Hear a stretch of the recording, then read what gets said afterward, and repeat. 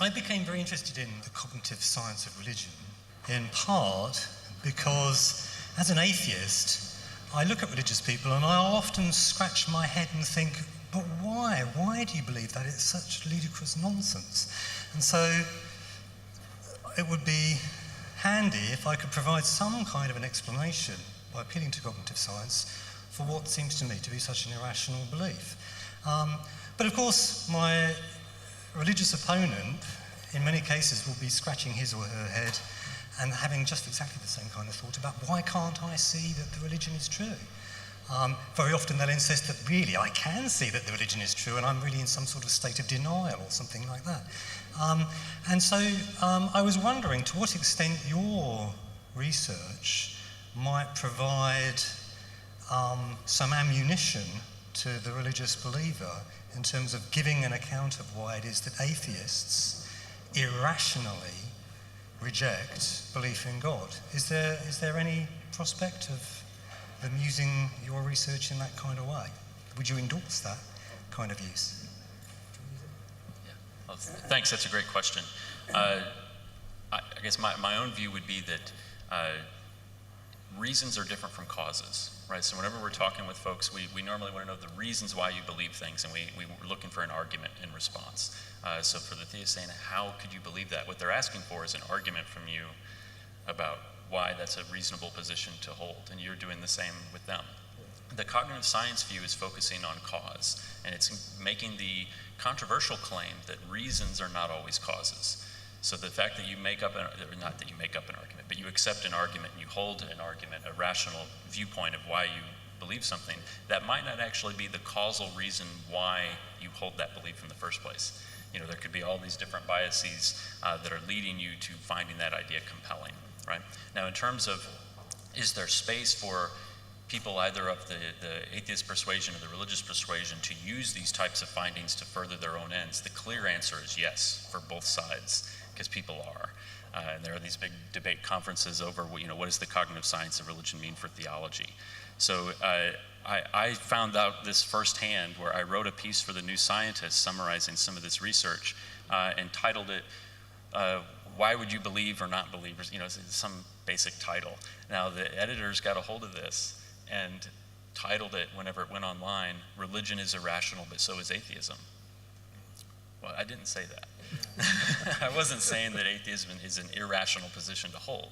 I was saying that there are all these irrational biases at work that could lead us in the direction of atheism or not atheism. And so I, of course, got savaged online for being a Templeton apologist or being a religious apologist or something for that, when that's not what I was arguing. So for atheists, they want to say cognitive science of religion shows what's going on in the mind, what's going on in the brain that can explain those beliefs. So therefore, it's not God putting those beliefs in your head, it's evolution and your social environment. And the religious people are saying, just because we know how something comes along doesn't mean that it's not true. And they're wanting to say that that maybe that's God's handiwork in the world that makes all human beings, maybe he's touched evolution in some way to give us these ideas. Yeah. Can I just make one, sorry to dominate, but just one. So, I mean, the thing about the HADD, the hyperactive agency detecting device, is that if it's in here, it's going to cause me to have beliefs in invisible agents, and it's going to do that whether or not there are any invisible agents. So it's not a truth-sensitive mechanism particularly. It's going to produce a lot of false positives. Whereas the mechanism that you're looking at, so far as atheism is concerned, it didn't see, I mean, clearly you can see that it's going to have a causal impact, but it didn't appear to me to be necessarily an irrational causal impact, a non-truth sensitive causal mechanism. It seems to me that very often, well, if you ask atheists why they believe what they believe, they will point to the reasons. If you ask a religious person, very often they'll point to other religious people, and they get a great deal of reassurance from the thought that these very intelligent, well-informed people believe it too. And then if the creds issue comes up and it turns out these people are not walking the walk, then they will quite rightly reduce the overall credibility of their religious belief as a response. It is not an irrational response. You can causally, you can see the mechanism in play, but that doesn't mean it's not a rational response. Is that right, do you think? Yes, well, that's using rationality, I think, in a different way, from taking it from sort of norm, ideal-based rationality to doing the best job at making decisions in tough environments. So the CREDS device, the reason why it's there, if the evolutionary story is correct, is to prevent you from being deceived constantly and using all of your actions to benefit other people and not yourself.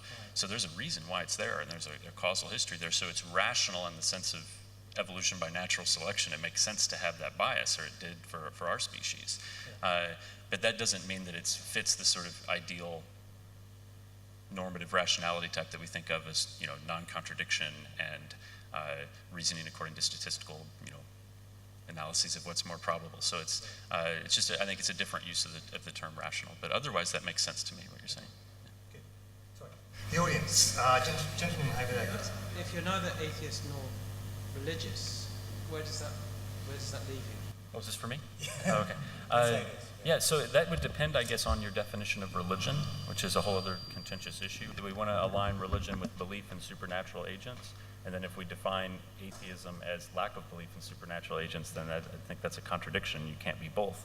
But some people use the word religious to describe, you know, a sense of the numinous, or a social gathering of people that, you know, is coalitional, and they believe in certain moral truths and a way to better the world.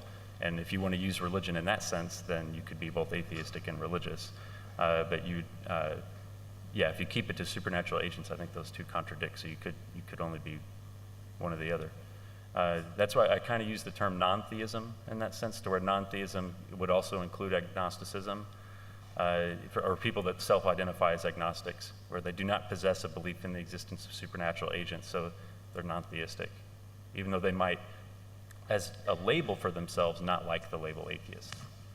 Like most lectures I attend, I find that I know less at the end than I knew at the beginning. And my doubt today is, what is my rationality and what is not? I did understand, you know, about 5% was my conscious and about 95% wasn't. If you're trying to be a rational being, how can you approach your subconscious? I don't know which one of this panel this question would apply to. I think we should give this to Chris.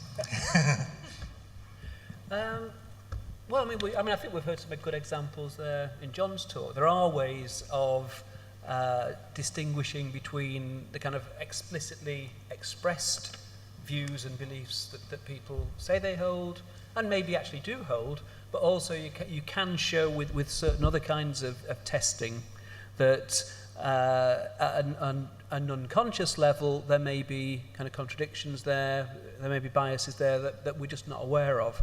I mean, that particular view of the human mind, I mean, the Daniel Kahneman type approach that we've got these two different systems is now, I think it's very generally, very widely accepted within psychology that that's a pretty accurate picture of the way our minds work. So on the one hand, you have this so-called system one thinking that's intuitive, emotion-driven, you're not consciously aware of it, it's very quick, it's quick and dirty, it's heuristics. In contrast to that, there's system two, that's the more reflective mode of thought that you are consciously aware of, it's effortful, etc., etc. And whereas most of us like to think that we base our opinions on system two, there's an awful lot of evidence that shows that actually that we're very often influenced far more than we realise by system one. What we're very good at is then rationalising those views. I mean, I'm just getting back to the issue that Stephen raised. I mean, Michael Shermer's written a book called Why Do People Believe Weird Things? And then in a subsequent publication, he wrote a chapter, Why Do Smart People Believe Weird Things? And what you've got there is a situation where if you are actually a very, very intelligent person, you can actually come up with very, very good counter arguments to people who are challenging your views and beliefs and so on. And so, you know, you look at the people who are very, you know, well, for me, theologians, for example, very smart people and can come up with these very, very complicated explanations for their own views that don't make an awful lot of sense to me, but clearly can satisfy themselves and convince a lot of other people as well. But there are, back to your original question, there are ways of actually getting at these unconscious biases, and we can actually study them. It seems to me that having had a religious upbringing, that the term atheist is a defense term against religion. If one transcends one's religious upbringing, one doesn't need atheism. It seems to me that to be irreligious and to be humanist is a better way of looking at it, rather than atheist, which is reacting against something else. The other thing I'd like to say is that this week hundreds of millions of people are watching football, and at the same time hundreds in India watch cricket. Do you think that sport has really transcended religion? Nothing to say on football. Nothing to say on football, apparently. One thing I could say about what Stephen said beforehand about why people perhaps believe something that might not hold together with the rest of their world views. It might have something more to do with relevance than actual, if there's any truth to it. Think about the thou shalt not kill example again. At the time, very many people would have thought, yes, very good idea, it's a good belief not to kill. But then you have to look at the amount of people who went straight from that, a lot of Moses' followers, to massacre very many other people. So you can hold these two conflicting views. And I suppose another example of it would be, did anyone see the debate between Ken Ham and Bill Nye? Yeah? We were talking about lots of other religious people will point to other religious people to justify holding whatever kind of belief that they have. That's exactly what Ken Ham was doing. Look at ex-scientists. He is a geneticist that believes in creation theory, things like that. And yet these people, having gone to the Creation Museum, seeing dinosaurs with saddles on, because, well, of course, we rode these, didn't we? They then fill up on fossil fuels to go home. So you see there's an incompatibility between these two beliefs that actually people hold quite readily in their mind together. I think your point about sport and and lots of other kinds of activities. I think there are certain elements there that kind of reflect what may be part of being religious. I mean, that whole sense of community thing, I think, is actually quite important. I think that's why events like this are quite nice for people like us, that you feel you're generally amongst like-minded people. And that's why Skeptics in the Pub has taken off, and there are about, 50 branches up and down the country now. So, I mean, and you obviously get that in the context of sport. Even people who are not necessarily particularly into football will make an exception for the World Cup and get a bit excited before England get knocked out. Yeah, but at least for that one moment, there's a lot of us that are all kind of thinking, come on, England. And yeah, there is something in that. I mean, with respect to whether or not I think the labels that people use, they use for a whole variety of different reasons. I mean, I used to always rather pretentiously say when I was a teenager that intellectually I was an agnostic, but spiritually I was an atheist, but just to prove that, I wasn't saying I could prove there was no God, but I strongly doubted it, I mean, skeptics have arguments about the difference between skeptic with a C and skeptic with a K. It gets down to that level of nitty-grittiness, and people will take on a label and identify with a particular group for a whole range of different reasons, some of which are probably more intellectually defensible than others. Yeah, so I want to go back to that distinction between rationalism and irrationalism.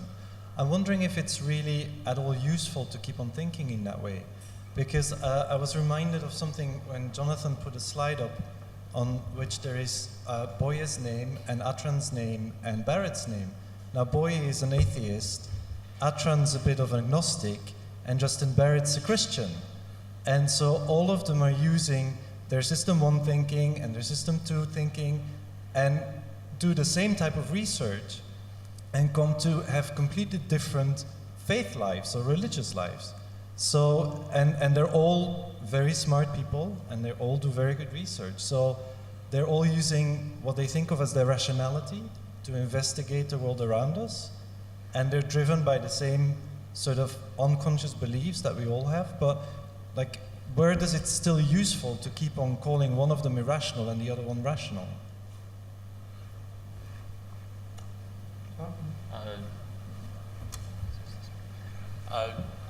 I don't see a reason to call one of them rational and another one irrational. It's in that we're all as human beings united by having irrational biases, and we all use our rational thinking, as you say. The reason why some would want to label them that way, and I think a lot of folks here today might want to do that, is that we want to use rationality in terms of an argumentative structure of the reasons behind their beliefs, right? So if you say there are no good rational arguments for theism, then you might want to label the theist in that trinity to be having irrational beliefs, and people want to have that argument. And in philosophy, that's a big debate in philosophy of religion, is to what extent is it okay or is it proper to label theistic beliefs as irrational. That's Alvin Plantinga and those folks want to make arguments over what's the rational status of theism is. Are they justified, or should they be labeled irrational or not? Just like we can't prove that other people have minds, we're solipsistic in the sense that we never have direct access to another's conscious experience. Even though we can never show that with evidence, we still kind of believe that other people have minds and experiences. And for that group of philosophers, they say, well, that's a basic belief that you're allowed, and we won't call you irrational for holding that belief. And in the same way, we take belief in God as basic, and therefore you shouldn't call us irrational, right? But I think that that's the word rational and irrational there get used normatively, rather than descriptively. If we're describing the cognitive systems of those thinkers, it makes no sense to say one's rational and another's irrational. It's only if you're saying you're evaluating the belief system as a whole based on a particular notion of what rationality entails that you would find that difference. Does that answer your question? Is it even right to call system 1 irrational and system 2 rational? Because system 1 has actually a lot of evolutionary rationality in it, and system 2 can be grossly misused, as we've heard already, to rationalize our system 1 biases rather than to try and overcome them. So is that even valid to apply those labels to? That's a great point. So there's a big debate in philosophy of cognitive science about that precise question of, we had a traditional notion of rationality, and we could put it in the dictionary and say that's what it meant. In light of all these new findings, do we really want to just say all of us are irrational and I'll go cry about it? Or should we then redefine what it is to be rational in light of, say, evolution, right? And say that if something had a general evolutionary benefit, then that's rational to hold. But then you get into all sorts of tricky things, like we might have these system 1 biases towards ethnocentrism. And then if you start saying, well, then, evolution designed us, and that's perfectly rational to have those beliefs, then some people would want to reject that as a way to go about living your life. I think if I could just add something to that. I mean, I wouldn't think in terms of system 1 is irrational, system 2 is rational. I do think, however, that it's probably the case that for rational thinking as generally understood and in kind of normative terms, you would have to rely on system 2 thinking.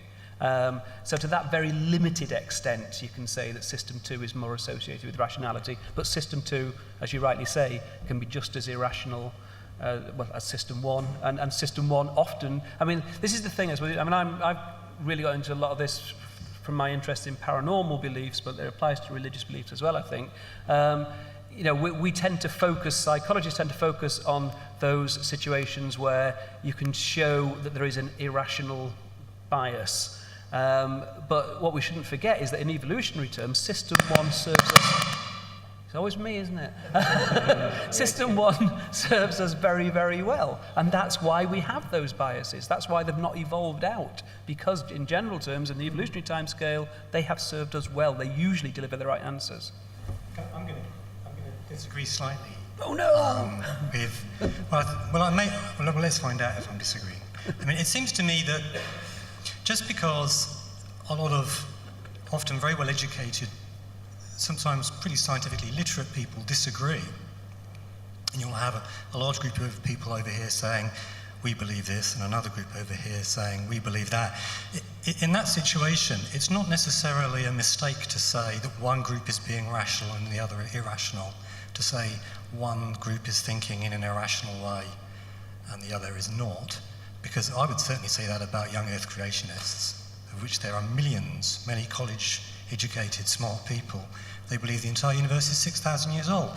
I wouldn't just call that irrational, I'd call it bullshit. I mean, I would go that far. And it seems to me that the patterns of thought that they're exhibiting are highly irrational, but of course they can't see that from within the bubble of belief looking out. It's my thinking that's distorted and twisted. It's my irrationality that blinds me, or sin, perhaps, that blinds me to the truth of what it is that they believe. So the mere fact that there is this kind of disagreement shouldn't lead us to be shy, I think, entirely shy about applying terms like irrational. It seems to me that it is very often entirely appropriate. And in fact, I do think that Alvin Plantinga is irrational, and that what he believes is irrational, as a matter of fact. And I'm not shy about saying that. Having said that, he probably thinks the same about me, which is fair enough. We'll have to figure out which of us is correct. But I don't think we should shy away from using the term on the grounds that it's somehow politically incorrect to call other people irrational. I think we should, if you think they're irrational, say it. All right? Don't bite your tongue.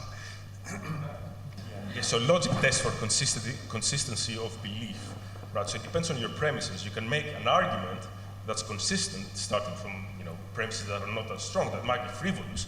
Okay, so you can say that something is a frivolous belief, okay, system, but it can be logical. Okay, so both theists and atheists can make logical arguments, but their premises are different, right? Is that what you're saying? I mean, when you say irrational, I'm not sure I understand. Do you mean illogical? Because you can make a perfect theist argument, from certain premises. From false premises or unsubstantiated premises, yes, of course, yeah. But that's not to say that they are always logical. No, very often they reason in illogical ways. But then so do atheists. It's not that we're all immune. I mean, it's not, atheists have run bad arguments too. I'll stop there. There's a good example. There's a very good example of a classic argument. You can use a deductive argument. So it would follow that everything that exists has a cause. You can't have an infinite regressive cause. Therefore, the first cause could have been an uncaused cause. Well, that's fine. That's possibly sound and a valid argument from a deductive point of view. But then you have to be a believer to make that last jump to say and insert fantasy here. And to me, that would be an illogical move. So there's a distinction between correct logic and just an illogical jump or an irrational jump that you could make, but many of us don't. Just to add to that, there was an article, I think a couple of years ago now, where a number of Pakistani doctors in the US were creationists at home, but evolutionists at work. So it didn't get even messier because they've got beliefs ascribed to the two different modes of thought, depending on the context entirely. My question is mostly for Chris, but whoever wants to jump in is just fine. I was really interested about the central versus peripheral possession thing. I'd not come across that before. And I was just curious, I mean, we've often heard religion referred to as failed science or fossilized philosophy, that sort of thing.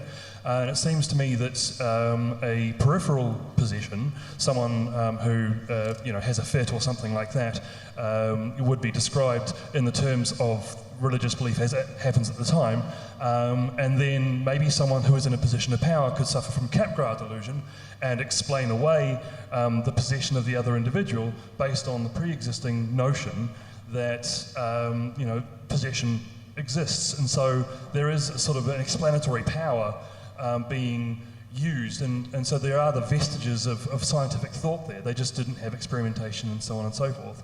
And unfortunately, because written language was just sort of coming to the fore at the time, it became sort of literally carved in stone and wasn't put up to peer review.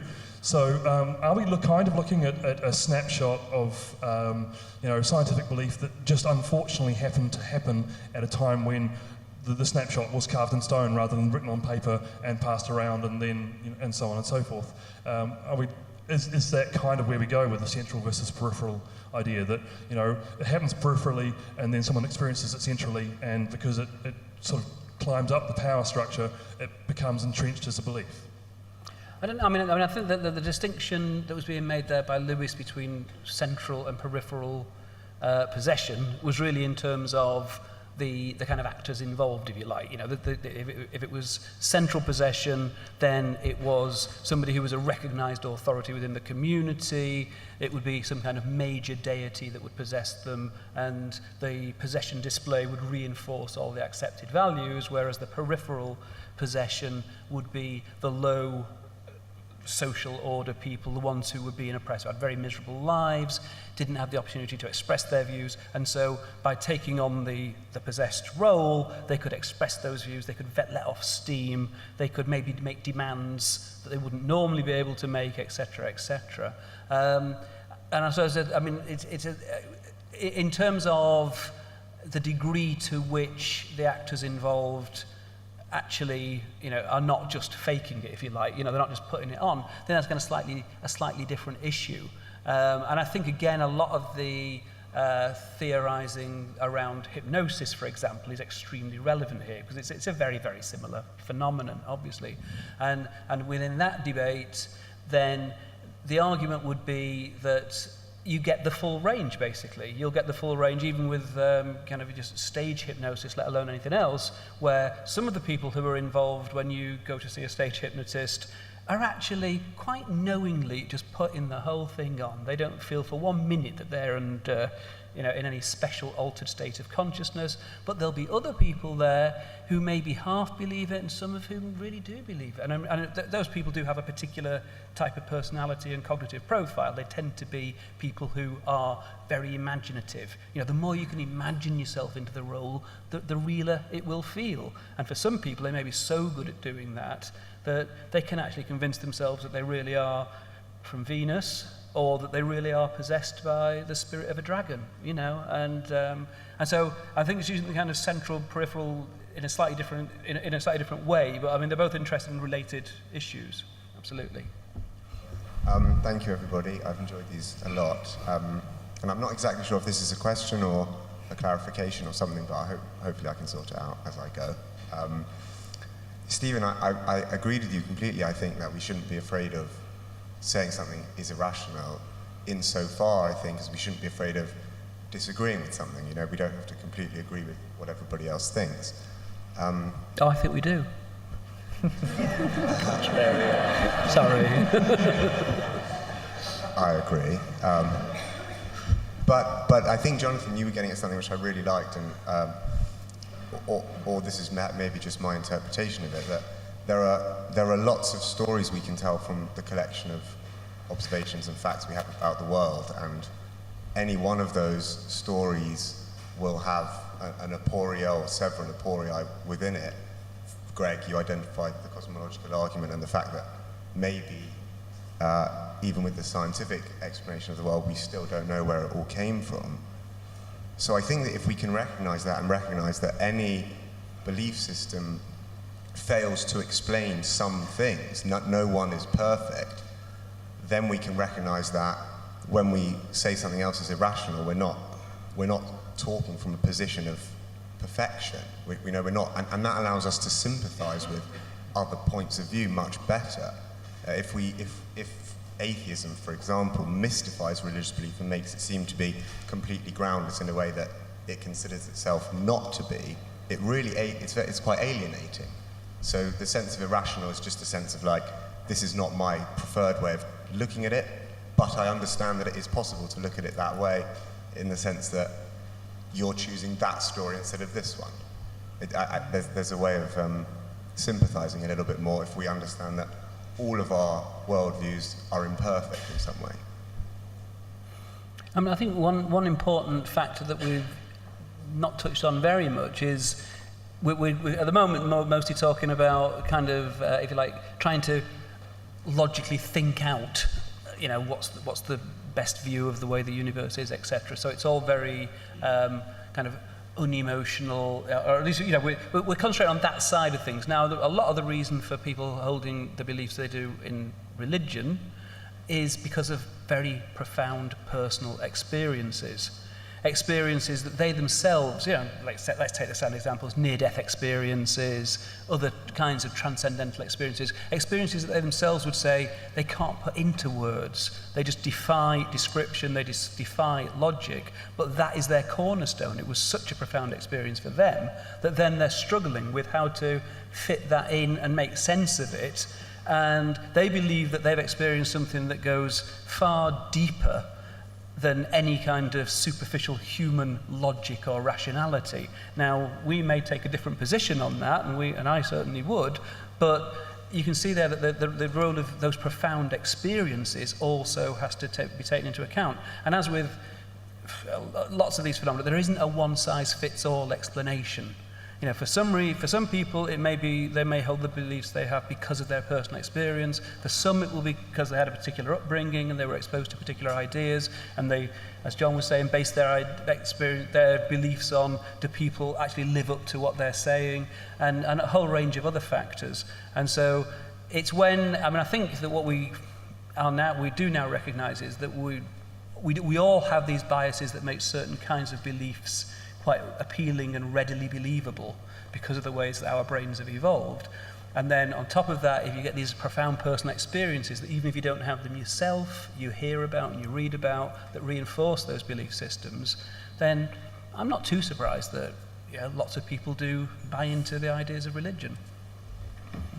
It was very interesting, one of the things you said about all of our worldviews being intrinsically flawed anyway and having some sympathy for each other because of that. We take again the cosmological argument. You've got a pretty sound reasoning process there, and then you brought up the Big Bang. So where did it all come from?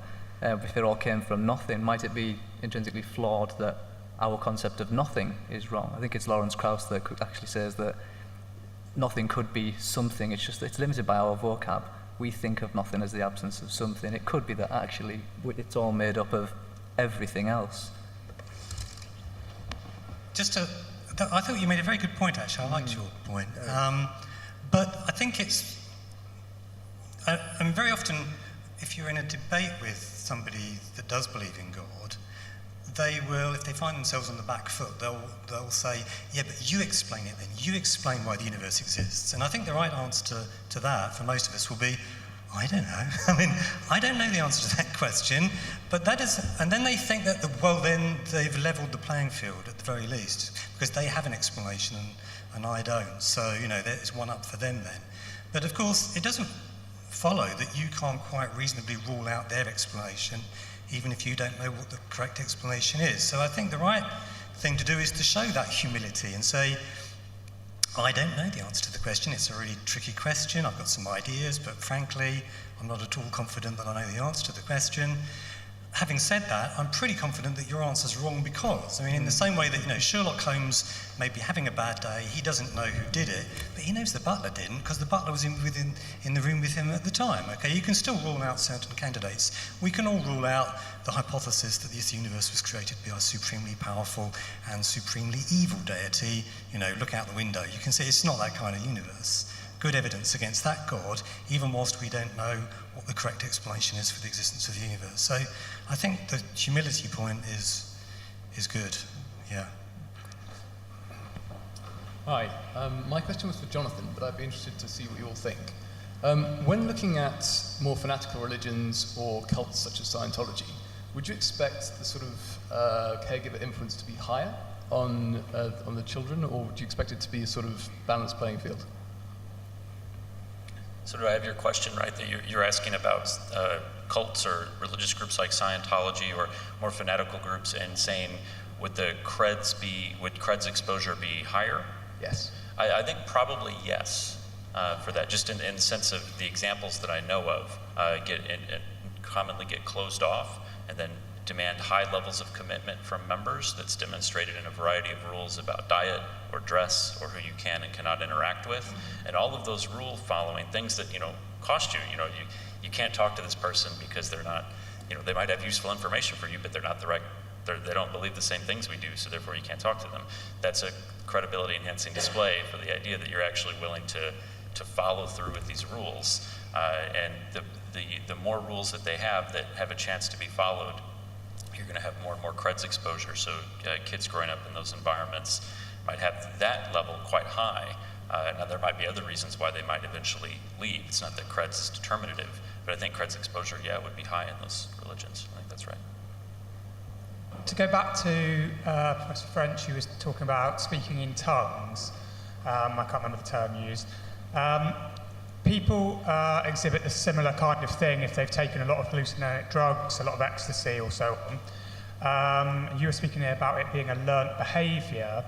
With the people who you believe it to be a learnt behaviour, I was just wondering, are the brain patterns, is it the same thing causing that? They almost convince themselves so much that it has the same result as somebody who is doing it unconsciously through drugs or alcohol or whatever, or are they simply, as you know, just doing it because they want to believe that they're doing it?